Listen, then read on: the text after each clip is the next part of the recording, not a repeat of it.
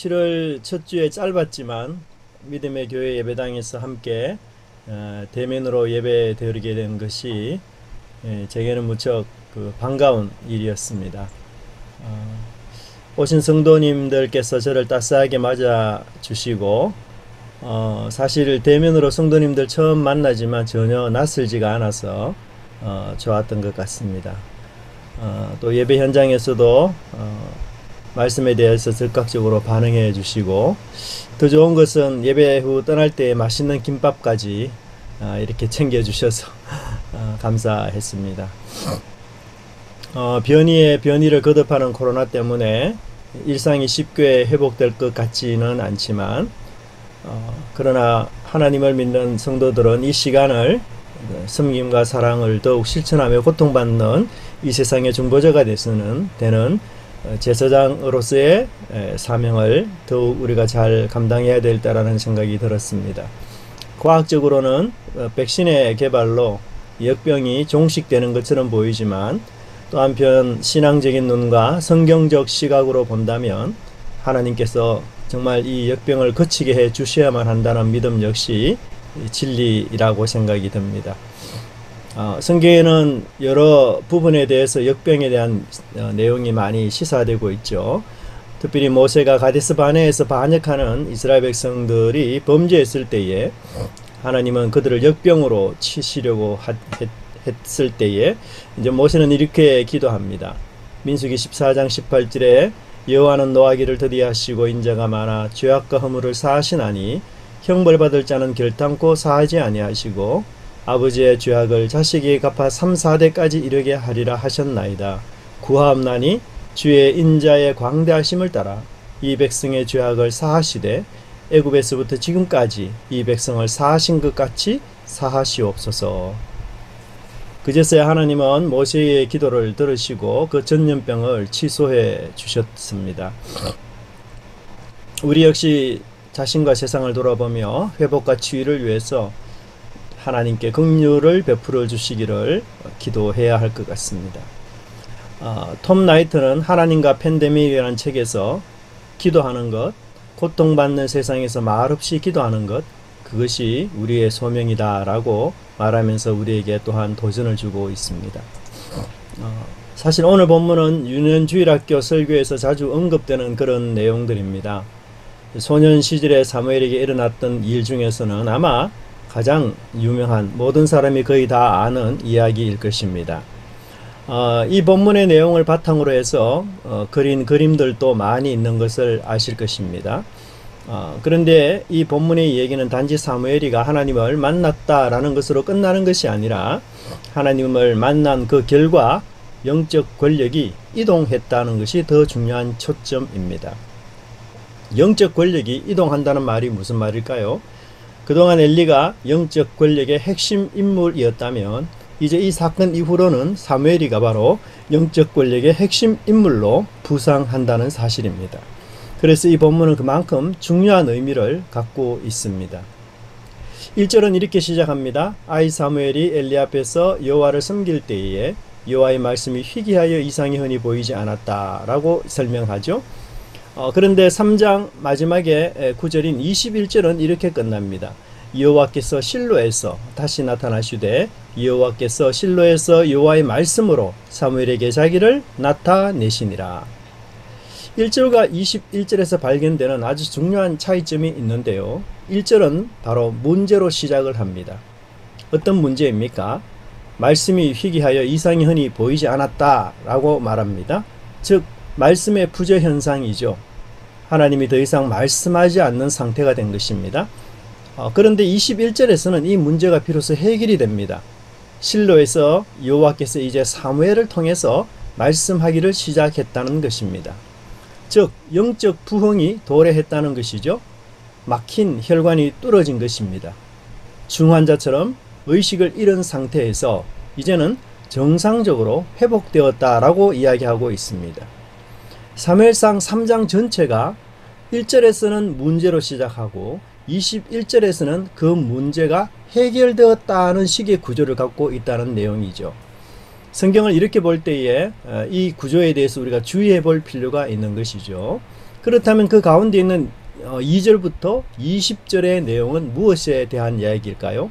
그것은 바로 어떻게 이 영적 기갈, 영적 갈증, 말씀의 부재 현상이 어떻게 해결이 되었는지, 그 문제가 어떻게 해소되었는지 그 과정을 바로 2절부터 20절 사이에서 설명해 주고 있다는 사실입니다. 우리는 1절에서 엘리 시대의 이스라엘의 영적 모습을 1절에서 보여주고 있는데요. 영적으로 피폐해진 모습을 보여주고 있습니다. 특별히 말씀의 희귀성, 계시의 희귀성은 하나님과 관계가 멀어졌음을 이야기하고 있습니다. 하나님께서 휴대폰을 꺼버리고 잠수 타신 것이죠. 이렇게 하나님과의 관계가 멀어진 1차 이유는 무엇일까요? 본문에는 분명하게 나와 있지 않지만 구약에는 백성들이 영적으로 도덕적으로 타락한 경우나 아니면 하나님의 계시에 대해서 지극히 무관심할 경우 하나님은 더 이상 말씀하지 않는 이런 현상이 일어나고 있습니다.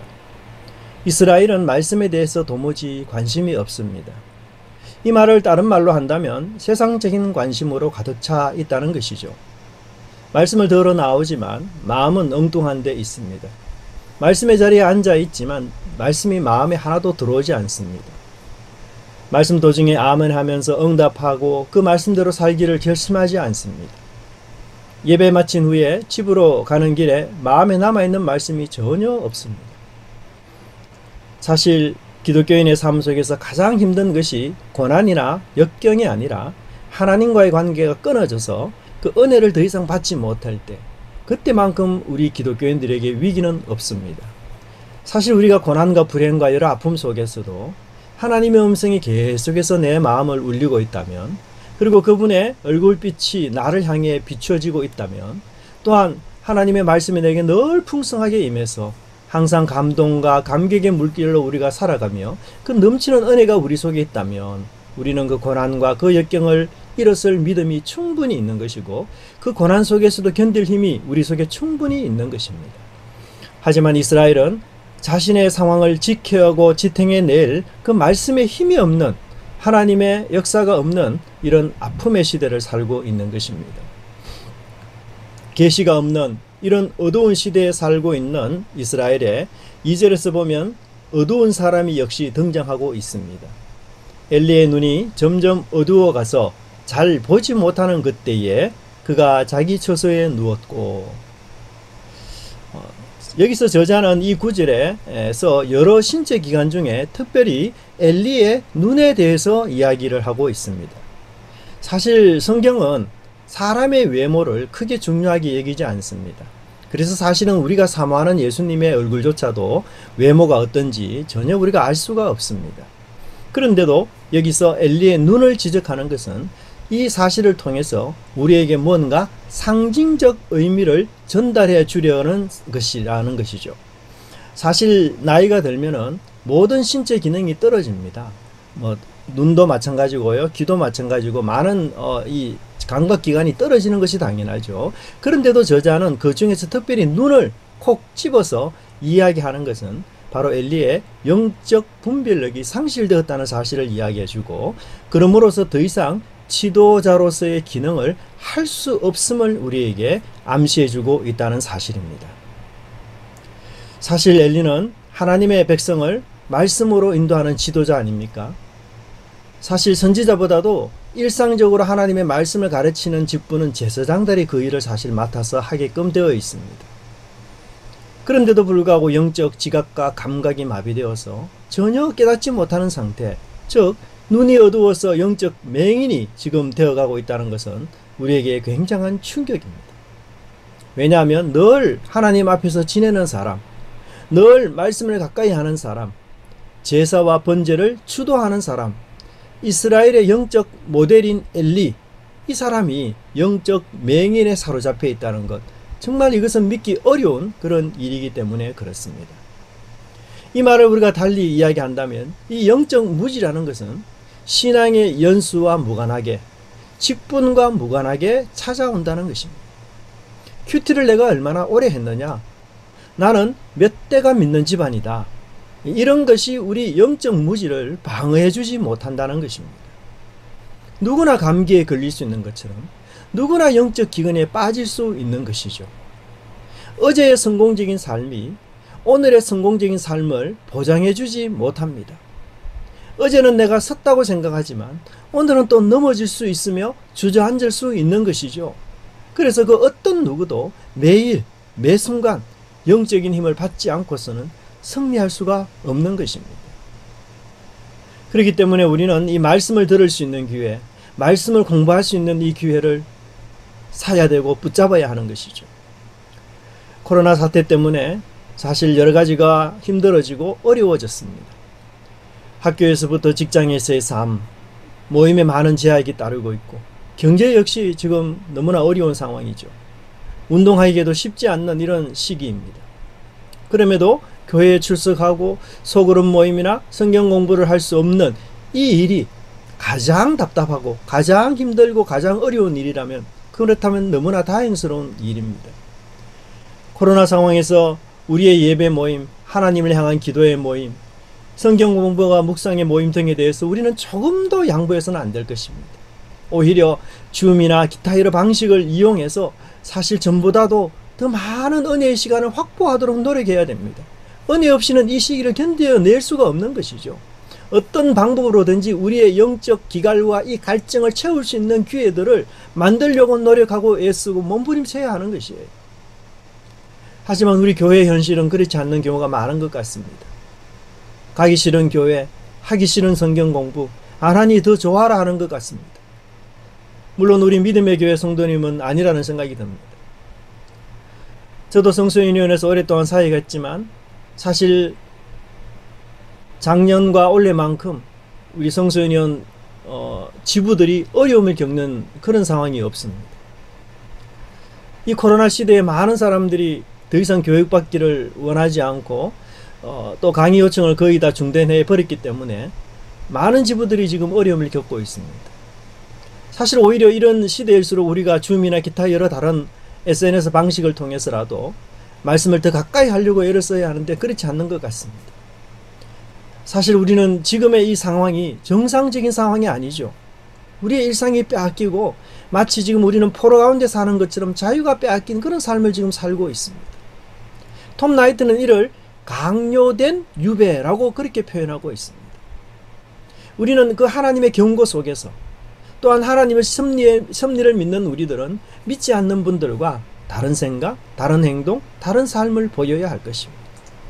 이런 위기 속에서도 하나님만이 우리의 모든 문제의 진정한 해결자가 되신 것을 우리가 확신해야 되고 우리 인간의 욕망과 추식과 야망에 빠져있는 이러한 것들을 우리는 더 이상 확대해서는 안 될, 그래서 제한하고 억제해야 될 필요성을 우리는 여기서 절감하고 어려움에 빠진 이웃들을 이제 살펴봐야 할 그런 시점이 왔습니다. 결국은 우리는 죽게 될 우리를 돌아보는 지혜가 필요하다는 사실을 우리에게 가르쳐주고 있습니다. 우리는 어떻게 죽을지를 먼저 깨달아야만 어떻게 살아야 할지를 알게 되기 때문인 것이죠. 또한 이 위기 속에서도 하나님은 분명코 우리가 알지 못하는 새 일을 행하실 것을 믿고 그 소망 가운데 하나님을 향해 나아가는 이 어렵고 힘든 시대를 우리가 헤쳐나가는 그런 믿음이 필요한 것입니다. 하지만 엘리는 영적 맹인과 기머리가 되었습니다. 하나님의 말씀과 이 신호에 아무런 반응을 보이지 않고 있습니다.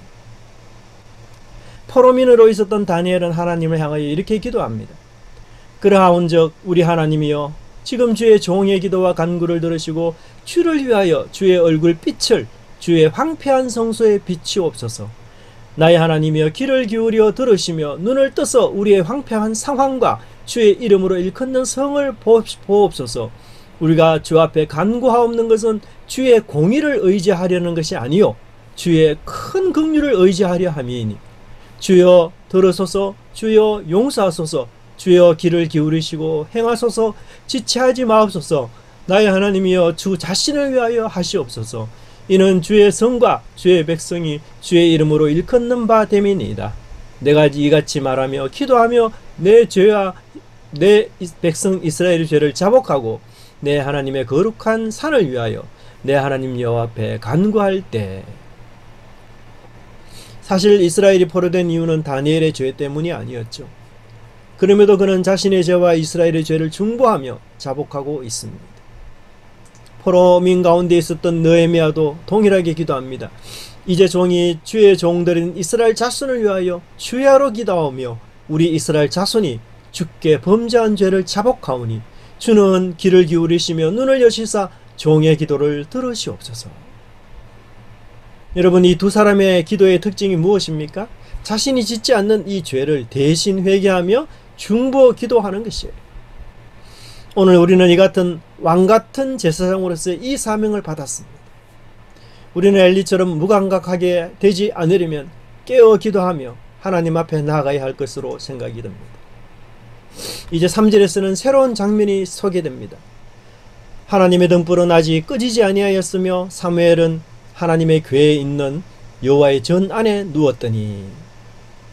여러분, 우리 1절과 2절 그리고 3절을 각각 다른 색깔로 표현한다면 어떤 색깔이 적당할까요? 1절과 2절은 온통 어두운 색입니다. 이 3절에 등불이 나오니까 그제서야 이제 밝은 색이 나옵니다. 그렇습니다. 1절과 2절 그리고 3절은 확연히 대조가 됩니다. 어두움이 있다면 빛이 있습니다. 절망이 있다면 소망이 있습니다. 관계 단절이 있다면 관계 회복이 있습니다. 즉 엘리의 주위에 있는 것은 온통 어두움이라고 한다면 사무엘 주위에 있는 것은 온통 밝은 빛입니다. 저자는 이런 묘사를 통해서 엘리 대신 이제 사무엘이가 장차 이스라엘의 영적 지도자가 될 것을 우리에게 암시해주고 있습니다. 특별히 3절은 사무엘의 평범하고도 일상적인 잠자리를 우리에게 소개해주고 있습니다. 도대체 우리는 이 한 구절에서 뭘 발견할 수 있을까요? 여러분, 가만히 보면 사무엘은 등불과 언약궤 사이에 누워서 잠을 자고 있는 것으로 묘사되고 있습니다. 네, 우리 속담에 우리말에 이런 얘기 있죠. 좌청룡 우백호. 그쵸? 왼쪽에는 등불, 오른쪽에는 언약궤. 얼마나 절묘한 위치입니까, 여러분? 이렇게 보니까 뭔가 의미가 드러나죠. 언약궤는 뭐죠? 하나님의 임재를 뜻하고 있어요. 등불은 하나님이 나의 소망이다라는 것을 우리에게 가르쳐주고 있습니다. 사무엘은 자면서까지도 하나님의 임재를 원하고 하나님을 소망 삼아 살아가는 사람이라는 사실을 그 자는 위치를 통해서 우리에게 보여주고 있습니다.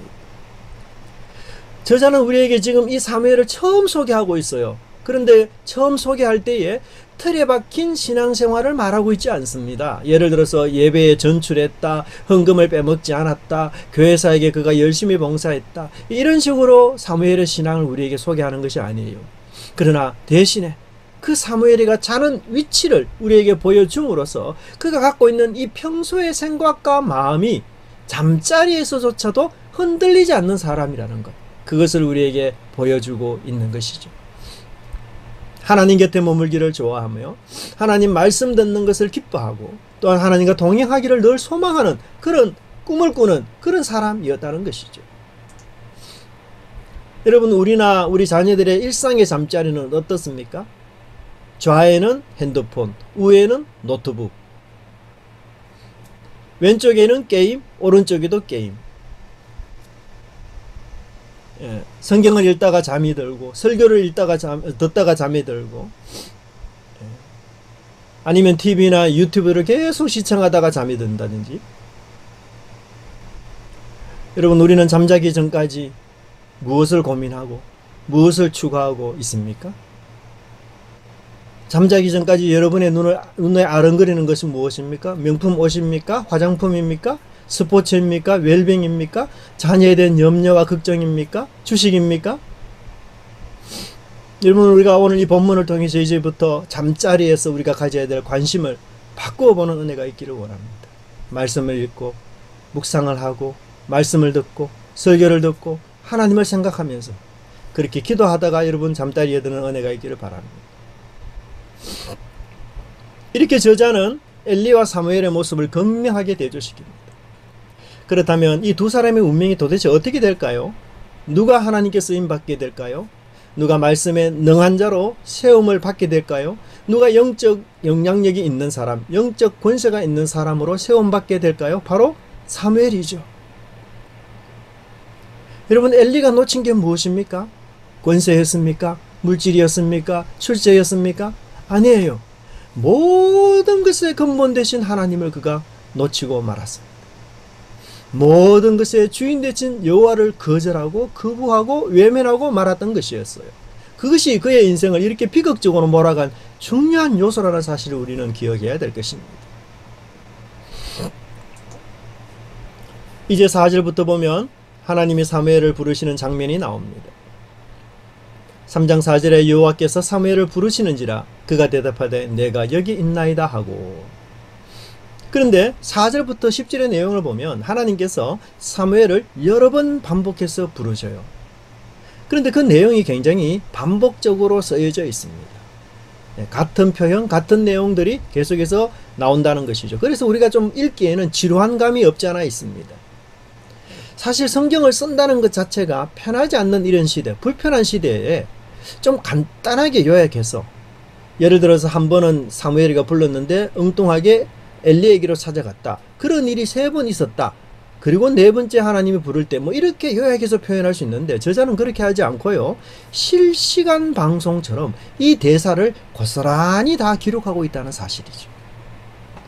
그 이유가 뭘까요? 바로 이 장면이 굉장히 중요하다는 거예요. 사무엘의 입장에서는 잊을 수 없는 장면이라는 거예요. 그것을 우리에게 강조해주고 있습니다. 그래서 실시간으로 아주 구체적으로 아주 세밀하게 기록하고 있는 것이죠. 하나님의 인격적인, 하나님과의 인격적인 그 첫 만남, 그걸 어떻게 잊어버릴 수 있겠습니까? 여러분들도 하나님과의 만남에서 잊을 수 없는 순간들이 있었을 것입니다. 하나님과의 그 첫 만남, 인격적인 만남, 나의 죄인됨을 철저하게 깨닫고 오직 두 손을 들고 전적으로 이제 하나님께만 순종하겠다고 다짐하던 그날, 이처럼 설모없는 이 죄인을 이렇게나 사랑해 주신 그 사랑에 내가 눈물 흘리며 하나님께 감사 고백했던 그날, 이제 내 인생을 전부 주님께 드리겠다고 고백하며 찬양하며 눈물 흘리던 그날을 어떻게 잊을 수 있겠습니까? 사무엘에게도 동일했습니다. 여러분들에게도 그날의 결심과 감동이 아직도 살아 움직이고 있습니까? 아니면 맹인처럼 기가 막힌 것처럼 무덤덤하지는 않습니까? 여기서 놀라운 점은 사무엘이 하나님의 음성을 분별하지 못하고 오해한 상태에서도 하나님은 무려 거듭해서 4번이나 불렀다는 사실입니다. 그리고 마지막 4번째 부를 때는 아주 특이한 점이 있어요. 전과 다른 첫 번째, 두 번째, 세 번째와 다른 요소가 여기에 추가가 되는데, 그것은 바로 사무엘의 이름을 하나님은 2번이나 불렀다는 사실입니다. 여러분 아시다시피 성경에서 이름을 2번이나 부른 이런 예들이 몇 번 나오죠. 창세기 22장을 보면 아브라함이 이삭을 죽이려 할 때에, 그리고 창세기 46장에서는 야곱이 애굽으로 내려가기 직전에, 그리고 출애굽기 3장에서는 불타는 가시떨기 나무에서 하나님이 모세를 부를 때, 모두 그들의 이름을 하나님은 2번씩 부르셨습니다. 이렇게 2번씩 부르시는 이유는 아주 긴급함과 아주 절박함을 의미하고 있는 것이죠. 하나님은 이스라엘의 아버지입니다. 절망적인 이스라엘 역사를 그냥 버려둘 수 없는 것이죠. 사사시대의 암울하고 반복적인 악순환의 범죄를 하나님은 끊기를 원하고 계십니다. 그래서 그 절망 가운데서 하나님은 희망을 주기를 원하시고, 죽음에서 생명으로 이끌어 나가기를 원하시고, 어두움에서 빛으로 하나님은 그들을 인도하기 위해서 사무엘이라는 이름을 2번씩이나 부르고 그를 세우셔서, 그를 통해 다시 하나님은 말씀이 부흥하는 시대, 하나님의 빛이 증거되는 새 시대를 하나님은 만들기를 원하고 계시는 것입니다. 하나님의 부르심 앞에 사무엘은 이렇게 응답합니다. 3장 10절에 말씀하옵소서 주의 종이 듣겠나이다. 들려주시는 말씀에 따라 순종하며 살겠다라는 뜻이죠. 내가 듣고 싶은 말씀이 아니라 주님이 내게 들려주시는 말씀을 따라 내가 순종하겠습니다. 그 말씀을 듣는 일에 내가 엑스트라가 아니라 주인공으로 내가 삼고 살기를 원한다는 것입니다. 청중이 아니라 관람객이 아니라 내가 들어야 할 말씀으로 내가 그 말씀을 받기를 원한다는 것이에요. 구경꾼이 아니라 변화자의 자세로, 영적 전쟁의 관객이 아니라 군사의 자세로 내가 그 말씀을 듣기를 원한다는 것입니다. 이런 자세와 믿음의 사람이 어두움을 빛으로, 절망을 소망으로, 관계의 단절을 관계의 회복으로 바꿀 수 있는 능력자가 되시는 것입니다. 하나님은 사무엘의 하나님이십니다.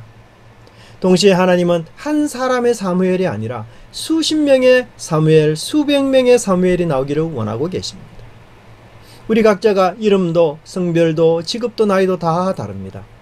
하지만 하나님의 빛과 임재를 사모하며 말씀하옵소서 내가 듣겠습니다 라는 자세로 매일 우리가 말씀을 받고 살아간다면 하나님은 그 사람을 통해서 영적 부흥의 기초를 일으키고 시작하시리라 그렇게 믿습니다.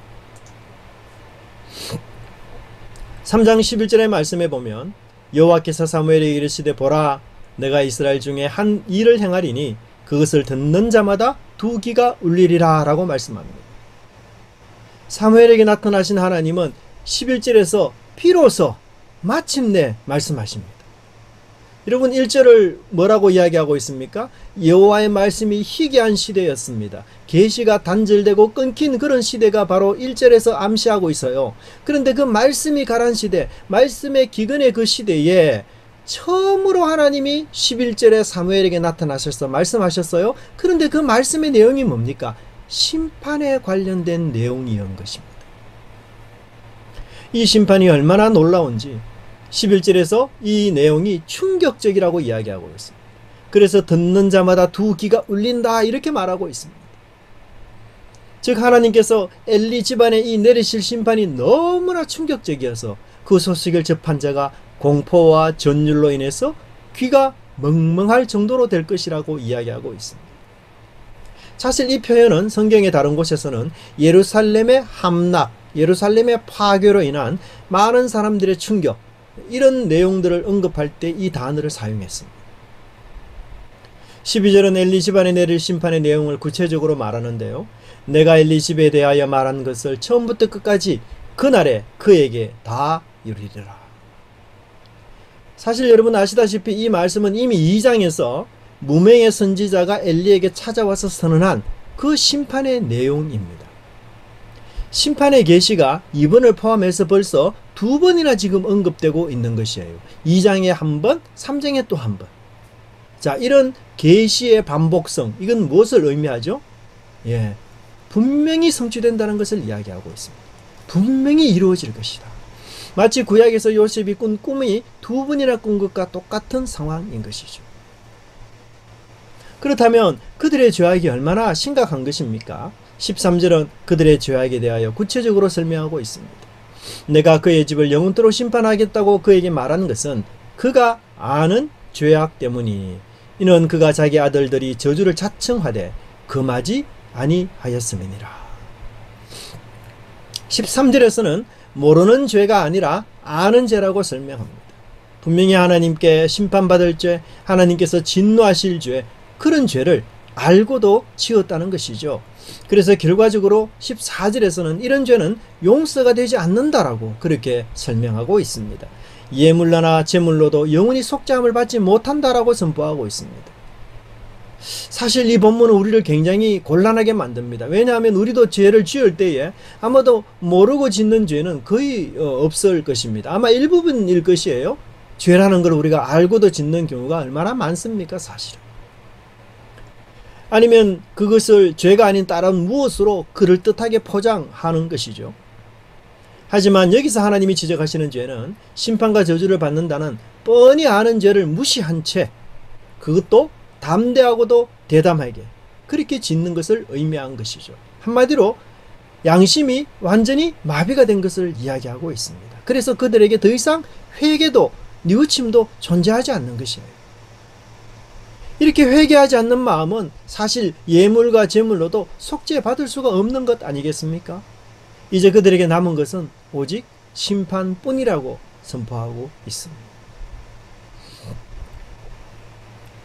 비극적인 말씀이지만 그러나 또 다른 한편에서 본다면 하나님의 목적은 심판이 아니라 새 시대를 오게 하려는, 즉 멸망이 아니라 구원을 위함이라는 사실을 우리는 또 한편 알아야 할 것입니다. 그래서 변화를 위해서, 새로운 삶을 위해서 죄를 지적하는 말씀이 반드시 필요한 것입니다. 우리는 새 것을 좋아하죠. 새 신발, 새 가방, 새 옷. 물론 묵은 것이 좋을 때도 있지만 대부분은 새 것을 좋아합니다. 하지만 이상하게도 새롭게 변화되는 것은 싫어합니다. 왜냐하면 그 변화에는 나의 희생, 나의 억제, 나의 욕망의 절제 이런 것이 뒤따라 하기 때문이죠. 그래서 많은 사람들은 나를 새롭게 바꾸기보다는 나의 외모, 나의 외형을 새롭게 꾸미려고 할 때가 많은 것 같습니다. 그러나 하나님은 우리를 새롭게 변화시키기를 원하십니다. 묵은 시대를 청산하고 우리에게 새 시대의 새 일꾼으로 살아가도록 하나님은 원하고 계십니다. 이제 과거를 정리하고 새로운 출발을 해야 된다라고 말씀하시죠. 과거를 청산하시는 겁니다. 청산하는 것입니다. 과거의 나의 악행, 과거의 그 잘못된 모습, 과거의 그 불신, 추한 그런 과거와는 이제 결별을 선언하는 것이에요. 이러한 회개도 없이는 결코 새로운 출발도 새로운 시대도 도래하지 않습니다. 따라서 죄를 지적하는 이 심판의 말씀은 한편 우리에게 가슴 아픈 일이지만 그러나 새로운 관계 회복을 위해서는 반드시 필요한 은혜의 말씀이라는 사실을 우리는 꼭 기억해야 될 것입니다. 오늘 하루는 살아있는 모든 사람들에게 주어진 공통의 날들입니다. 우리는 이 날을 새로운 날로 만들지 아니면 묵은 날로 만들지는 하나님과의 새로운 관계를 맺고자 하는 우리의 열망에 따라 좌우될 것입니다. 지금 오늘 드리고 있는 이 예배 시간에서라도 우리는 회개함으로 새로운 시간, 하나님과 새로운 관계를 맺는 그런 시간으로 채워가야 될 것입니다. 주님이 우리에게 주신 이 기회들을 우리는 선용하는 그런 최선의 마음이 필요한 것이죠. 만일 이런 회개 없이 주어지는 은혜가 있다면 그것은 나를 속이는 사탄의 전략이며 죄에 대한 각성 없이 은혜가 충만하다면 그것은 하나님과 무관한 종교적 열정과 몸부림에 불과하다는 것을 우리는 깨달아야 될 것입니다. 16절과 17절은 이제 마침내 영적 권세가 엘리에로부터 사무엘에게로 이전하는 데는 것을 우리에게 알려주고 있습니다. 16절에 엘리가 사무엘을 불러 이르되 내 아들 사무엘아 하니 그가 대답하여 내가 여기 있나이다 하니 그가 이르되 내게 무엇을 말씀하셨느냐 청하노니 내게 숨기지 말라. 내게 말씀하신 모든 것을 하나도 숨기면 하나님이 내게 벌을 내리시고 또 내리시기를 원하노라 하시는지라. 저는 설교 초반부에 사무엘상 3장이 영적 권력과 권위의 이동에 대한 본문이라고 설명을 했습니다. 이 본문이 바로 이 주제를 지금 설명하고 있는 것이죠. 사무엘이 하나님을 부르심 받는 장면은 3장 4절 이하를 보면 사무엘은 계속해서 엘리를 찾아갑니다. 하나님이 부르심에도 불구하고 사무엘은 하나님과의 인격적인 만남에 대한 아무런 그런 경험이 없었기 때문에 엘리가 부른 줄 알고 계속 엘리를 찾아간 것이죠. 마침내 하나님이 사무엘을 불렀구나 라는 것을 깨달았던 엘리는 이제 사무엘에게 하나님을 만났을 때에 어떻게 말해야 되는지를 가르쳐 줍니다. 즉 사무엘은 엘리의 제자로서 그리고 엘리는 사무엘의 선생으로서 하나님의 말씀을 가르치고 지도해 주고 있다는 것이죠. 그런데 이제 하나님의 계시가 사무엘에게 임하게 됐습니다. 이렇게 임하니까 이제 역전이 일어났어요. 어떤 역전요? 사무엘이가 엘리를 찾아간 것이 아니라 반대로 엘리가 사무엘에게 찾아오고 있습니다. 그리고 이제는 엘리가 학생이 되어서 사무엘에게 하나님의 뜻이 무엇인지를 가르침을 청하고 있는 것이에요. 얼마나 놀라운 변화입니까? 하나님의 말씀이 누구에게 임하느냐에 따라 스승과 제자의 관계, 선생과 학생의 관계가 완전히 뒤바뀌어 버린 것입니다. 이제 두 사람의 역할이 바뀌었습니다. 두 사람의 위치가 변경되었습니다. 이제 두 사람의 운명까지도 달라졌습니다. 한 사람은 올라가고 한 사람은 내려오게 되었습니다. 한 사람은 영적 권위와 권세를 잃어버리게 되었고 반대로 한 사람은 영적 권위와 권세를 얻게 되었습니다. 사무엘이 변화를 주도하는 이제 주인공으로 등장하게 되었습니다. 이스라엘의 역사 무대에서 엘리는 더 이상 볼 수가 없습니다. 엘리는 사라진 존재입니다. 엘리는 무명의 인간입니다. 영향력을 미치고 영적 권세로서 이스라엘을 주도하는 사람은 누구입니까? 바로 말씀에 붙잡히고 말씀에 매인 사무엘이 그 변화의 주인공으로, 이제 새 시대의 주인공으로 등장하기 시작하는 것입니다. 여러분, 엘리의 첫 출발은 지극히 영적이었습니다. 많은 사람이 우러러보고 존경하는 제사장 아니었습니까? 그는 하나님의 사람이었습니다. 하지만 그의 마지막은 비참했습니다. 아마 엘리도 때가 되면 제사를 드렸을 것입니다. 향을 피우고 사람들이 가지고 오는 제물을 불태워 하나님께 드리고 피도 단사면에 뿌리면서 하나님께 제사를 드린 사람이 바로 엘리였습니다. 우리도 역시 때가 되면 예배를 드리고 말씀을 듣습니다. 하나님께 찬송을 드리고 뜨겁게 기도하기도 합니다. 그리고 때로는 주의 새 언약을 상징하는 떡과 포도주를 받기도 합니다. 그럼에도 불구하고 내 자아가 살아있고, 그래서 또 결정적인 순간에는 결국 내 욕심을 채우는 방향으로 산다면, 우리는 말씀을 순종하기 위해 주의 종이 듣겠습니다 라는 그 자세가 우리 속에 없다면, 부재하다면, 우리는 이처럼 엘리의 경고에 주의하고 정신을 차려야 할 것입니다. 이스라엘의 불행은 영적인 무관심과 무지에서 출발했습니다. 성전에서는 각종 제사가 끊임없이 드려지고 있었고 향을 피워 하나님께 기도도 했지만, 그러나 그들의 영적 무지는 여전했습니다. 하지만 하나님은 당신의 백성이 어두움 시대에 주저앉아 있는 것을 원치 않습니다. 말씀과 하나님의 임재를 사모하는 한 사람을 통해서, 말씀 앞서서 주님 제가 듣겠습니다 라고 고백하는 그 충성스러운 한 사람을 통해서 다시 말씀이 풍성한 이스라엘, 다시 말씀이 넘치는 교회와 가정으로 하나님은 회복되기를 원하고 계십니다. 하나님은 그런 사람을 통해서 어둠의 시대를 몰아내고 새 시대의 주인공으로 영향력을 주며 살아가기를 원하시는 것입니다. 우리 한 분 한 분이 이런 믿음으로 살아가서 이 어두운 시대의 밝은 빛을 전하는 귀한 믿음의 교회 성도님들 되시기를 간절히 기도드립니다. 기도하겠습니다. 하나님, 저희들에게 말씀을 통하여 우리와 세상을 돌아보며 하나님이 원하시는 것을 깨닫는 은혜 주시니 감사합니다. 목자 잃은 양처럼 방황하는 저희들에게 말씀으로 찾아오셔서 불러주시고 회복시켜주시고 인도하여 주시니 참으로 감사함을 드립니다. 뒤틀린 세상에서 일상을 잃어버린 채 살아가는 저희들을 주님 긍휼히 여겨 주시옵소서. 사무엘처럼 불러주시고 말씀을 주셔서, 비록 우리가 작고 연약한 사람들이지만 주님의 능력으로, 능력의 말씀으로 붙잡아 주셔서 두려움과 공포의 시대에서 믿음과 섬김과 사랑으로 살아가는 저희들이 되게 해 주시옵소서. 주님, 공의를 의지하는 것이 아니라 주의 큰 긍휼을 의지하고 구하오니 저희들의 죄, 이 민족의 죄를 용서해 주시고 이 땅을 고쳐 주시고 저희들을 고쳐 주시옵소서. 믿음의 교회 성도님들 중에 육체와 경제와 관계로 어려움에 빠진 분들, 주님 찾아가서 위로하시고 사무엘처럼 불러주시고, 그래서 다시 한번 사명자의 삶을 갈 수 있도록 주여 힘을 더해 주시옵소서. 감사드리고 예수님의 이름으로 기도드리옵나이다. 아멘.